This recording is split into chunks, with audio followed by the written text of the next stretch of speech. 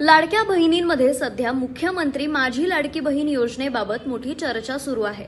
November महिन्याचा हप्ता महिलांच्या खात्यात जमा झाल्यानंतर आता सर्वांनाच एकच प्रश्न पडला आहे, डिसेंबर आणि जानेवारी महिन्याचा हप्ता नेमका कधी मिळणार आणि तो एकत्र येणार का? तर लाडक्या बहिणींनो, महाराष्ट्र सरकारकडून नोव्हेंबर महिन्याचे 1500 रुपये महिलांच्या बँक खात्यात जमा करण्यात आले आहेत।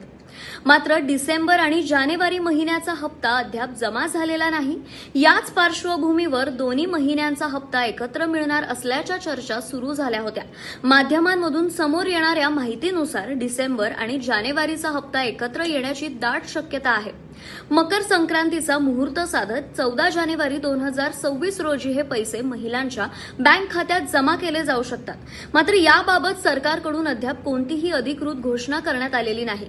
महत्वाची बाब म्हणजे महानगरपालिका निवडणुकांच्या पार्श्वभूमीवर महिलांना हा दिलासा मिळू शकतो।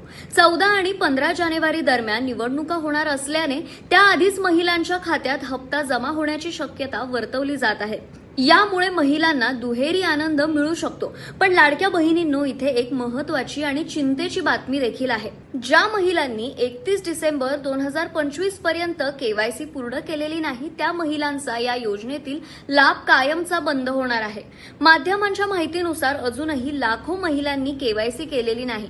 अशा महिलांना यापुढे एकही हप्ता मिळणार नाही।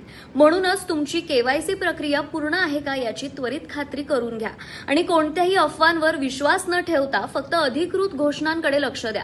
आणि व्हिडिओ उपयुक्त वाटला असेल तर हा व्हिडिओ आपल्या लाडक्या बहिणींसोबत शेअर करा आणि माय PCMC ला फॉलो आणि सबस्क्राइब करायला विसरू नका।